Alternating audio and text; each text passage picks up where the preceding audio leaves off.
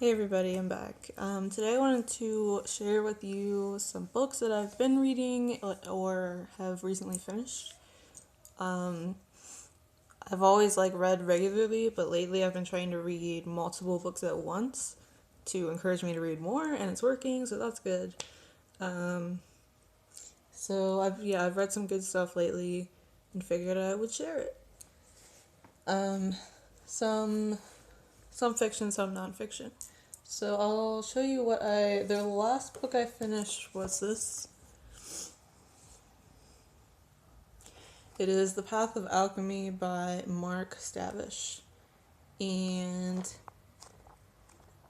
it's basically an intro to alchemy. It gives you, the general vocabulary, like charts and stuff, explains what alchemy is, gives you recipes and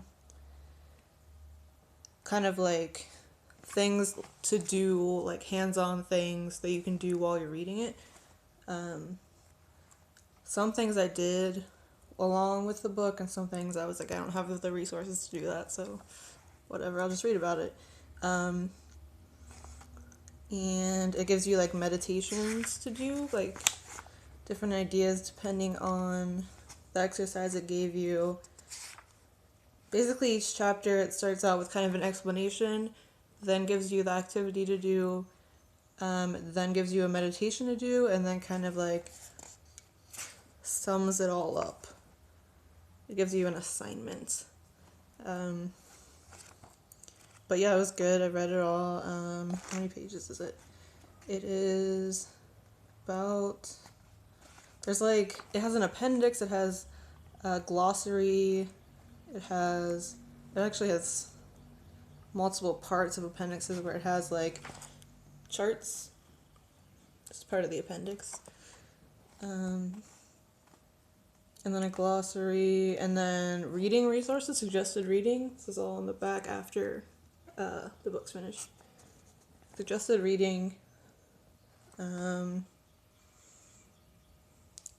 internet stuff, seminars. I don't know what year this book came out. I can look. 2008. Oh, 2006 was the first one. The third printing was 2008. So 2006. So 10 years old. Still pretty relevant. But yeah, that was a good one. If you're interested in alchemy and you want a starting place, I would totally suggest that book. I got it used, so it was cheap, a couple dollars, like $3-4.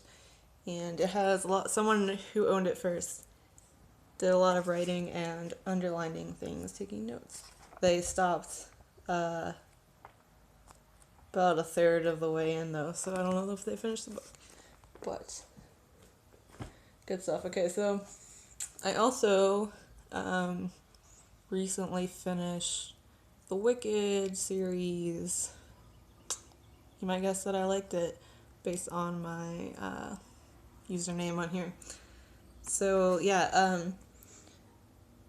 if you're not familiar with the book Wicked, you probably at least have heard of the play Wicked, the musical. I saw the musical first, and it was good, but I'm not a big musical person or theater person, even though I've seen a lot of theater. But so then I read the books. My mom had read the book, and she was like, "You would really like this. It's really weird and stuff." So I read Wicked, and it was really, really good. It's the series is now my favorite series of books. I don't think I could pick one of them. There's 4 books.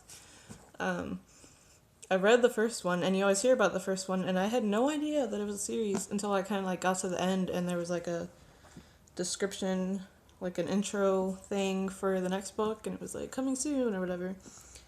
And so I looked it up, and it's a 4-part series. There's 4 thick books, 400 to 500 pages each. But I've heard a lot of people who don't like it, who read the first book and didn't like it. But I don't know why. It's definitely weird. It's a lot different than the musical. So if you've seen the musical, it's the same, premise with Elphaba and Glinda going to college and being roommates and everything, but it's a lot darker and weirder and goes more in depth. And so if you're into like kind of weird dark stuff, and you like The Wizard of Oz, which I also really like The Wizard of Oz, and the original books are also super weird, like really fucking weird, but amazing. So yeah, if you've read Wicked and you didn't know that it was a series, read the rest of them, because if you liked Wicked, you'll like all of them. They're all equally good. I'd say probably the last one, the one I showed you, this one that I just finished, maybe like a month or two ago, was probably my favorite, but they're all really good. It goes through a long time frame of Oz, and I don't know, it's just really, really good. Read it.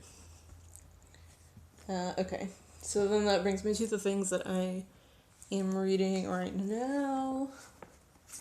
Okay, this book I kind of started and forgot about, but I'm going to start reading it soon. The History of Hell by Alice K. Turner. And, oh my god, there's a bug on me. So I'm not very far in, I'm 24 pages in, but it just basically, it has like photos, illustrations, and like, that's where I am, and I just lost my bookmark. But, yes, lots of awesome images, some that are like really big and full color, which is cool. But it's called The History of Hell, and that's what it is. It starts in like,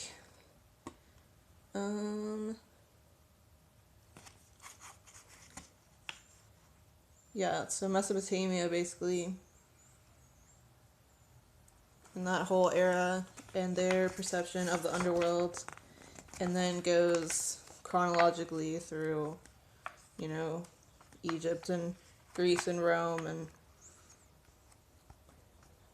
I'm guessing by the end we'll get to the modern depiction of hell in a Christian view. But I'm really interested in the history of like how religion has progressed, and basically how Christianity came to be from pulling from a lot of other places that a lot of modern Christians don't have any idea about. But it all comes from other places. It didn't just appear. It wasn't just God's word that, you know what I'm saying. But yeah, I need to read all of this. I want to read all of this. If you know any other good books about like the evolution of Christianity from paganism and ancient belief systems, leave me a comment and tell me about it, because I want to learn all of it. Okay. So then, fiction, I'm currently reading Welcome to Night Vale novel.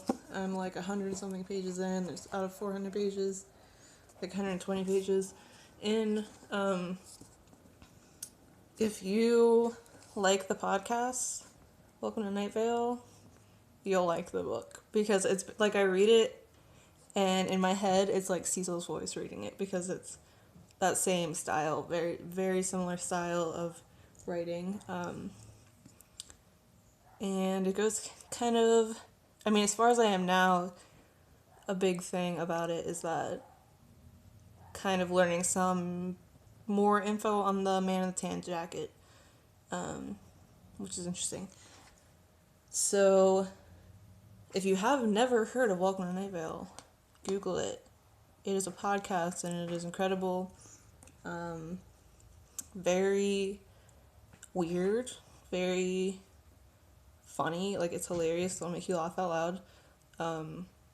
Very inclusive as far as like there's a lot of people of color, and there's a lot of like, I guess like sexuality. Everyone is pansexual in Welcome to Night Vale. That's what I get. But just like they say like really casual things about like women being in charge of things or gay people and stuff, and then it's like casual as if like you shouldn't think twice about it, which is because there's like way weirder shit happening that is like super, I don't know. That was a terrible explanation. I'm really sorry. Okay, so also, this is what I'm reading right now. Also, Inner Work by Robert A. Johnson, and I'm about 77 pages in of about 220. So, but the first 77 pages that I've read have been super insightful. This is about dream work. It says, let's see, using dreams and active imagination for personal growth. So about dreams and active imagination. Sorry, my cat's knocking things over. Yeah, sorry. I probably once I finish this book will make a video about it and about dreams, because this basically is explaining Jung's theories, and kind of like breaking it down in less dense language, like it, but he also will, like, the author will quote, like, take excerpts from Jung and put them in there to kind of back up what he's saying, and then he uses like examples of dreams that people have had, because he's a psychologist and works with dreams. But I dream very intensely and remember them every night. So I've recently started journaling about it, like writing my dreams down. And I heard about this book and thought I should try it, and it is like very, very insightful.